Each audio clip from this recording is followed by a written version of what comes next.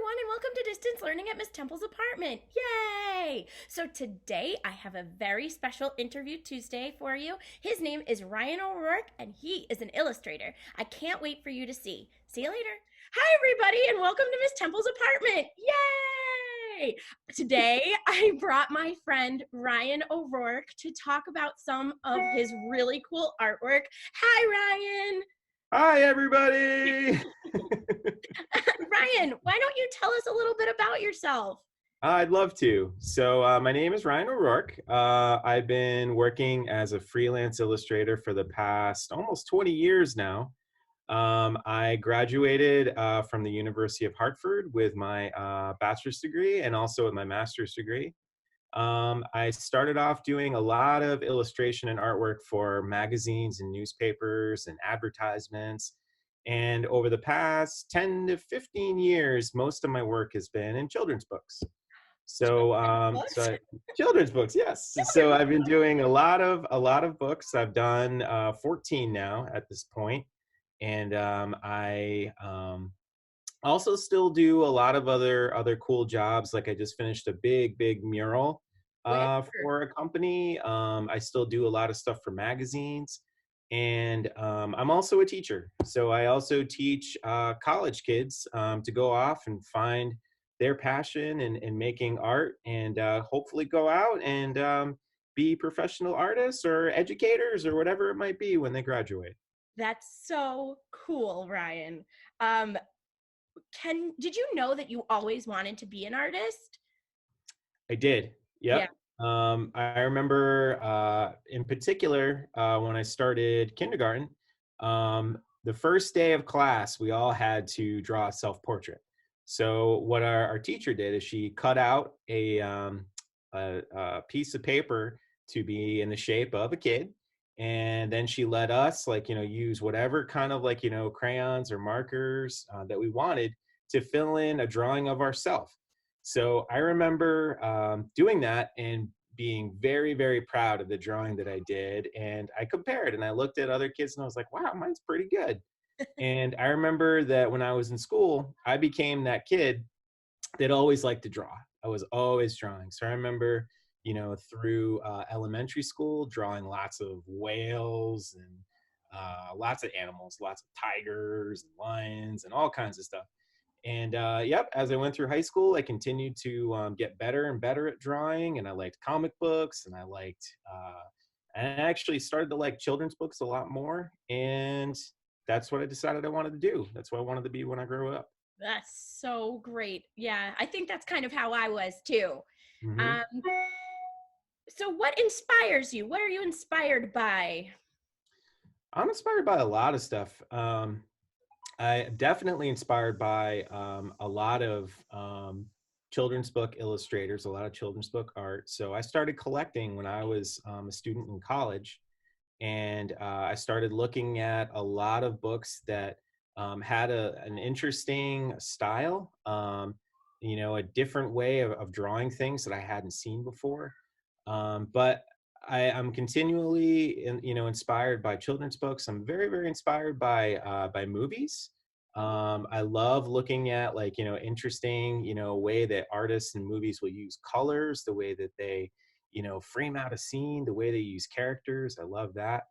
Um, and a lot of stuff that I see that my students do, that I see online. I see a lot of work that other artists do on Instagram or Facebook. um, that's really where I get most of my inspiration from. So is there anything that you can show us that you've done? I'd love to. Oh, I had a book come out recently on March 17th. And so I can show you like a little bit of like how I work, a little bit of my process and how I go about it. So everything starts off with a lot of drawing. So this is one of like my starter drawings that I begin with when I start to create a book. So what happens is I get sent a list of poems or like the text for a book, and mhm. then I create all those drawings. And then from there, after I create the drawing, I create a painting. So I do everything in black and white to begin with. Why Um, is that? the reason I do that is because I'm pretty slow at mixing color. and I'm very, very particular and very, very picky about it. And I found that I was always a little bit slower in making the final art because I was being too picky over like my colors, and I always wanted to change them. So the reason I work with black and white first is what I can do is I can scan this into my computer, and in a program called Adobe Photoshop, I can take this black and white piece and I can add color to it.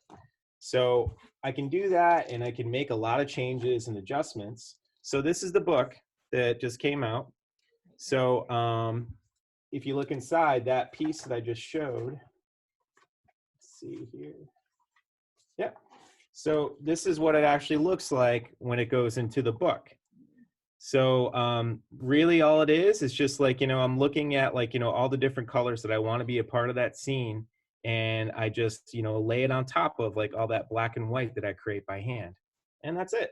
That's how I go about it. That's so cool, Ryan. Thanks. Thank you. You're welcome. Do you have any more books there, or? I do. Yep. So I was lucky that I got hired to actually write and illustrate a couple books a few years ago. So this is one of the ones that I wrote. It's about this cat named Bella, and Bella lives in a lighthouse on Cape Cod, and she goes out and she finds her way to this other guy named Claude. These two become buddies, and they have this like big adventure where the two of them go out and get lost, and Bella actually has to kind of like save Claude to get him back to the lighthouse. So it's a buddy story between the two of them. And it's all kinds of shenanigans happen where, they get taken off into the air, by a kite, and they fly through the air. Very Cape Cod. Very Cape Cod. They also meet some cool characters. They meet a dolphin. Here's the dolphin. They meet this dolphin, and the dolphin actually helps them get back home in the end. The dolphin drags them through the water all the way back to the lighthouse, to where Bella and Claude live. So yeah, so this is, and then there's a little scene in the end with the two of them at home having dinner together. They're so cute. Thanks. So yeah, so I'm trying to write more. I'm actually in the middle of trying to write another story. Well, we have less time on our hands now, so I'm sure. I kind of do with 3 kids, like yeah. And teaching it makes it tricky. But yeah, I definitely have a lot of time to think about it. That's for sure. Yeah.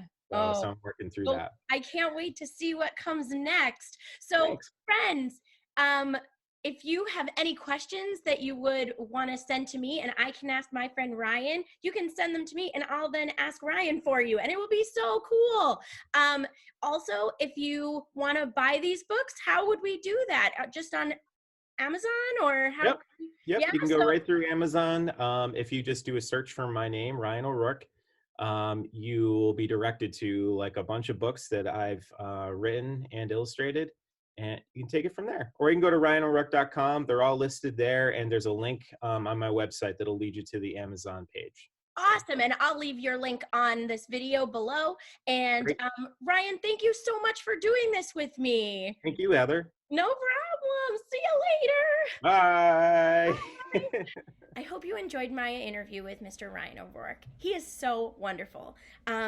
If you are interested in purchasing his books, I have 2 here. You can get them on Amazon. This one is called One Big Rain, Poems for Every Season, and this one is called Write, Write, Write. If you do purchase them, please let me know. I would love to hear what you have to say. Thanks so much. See you later.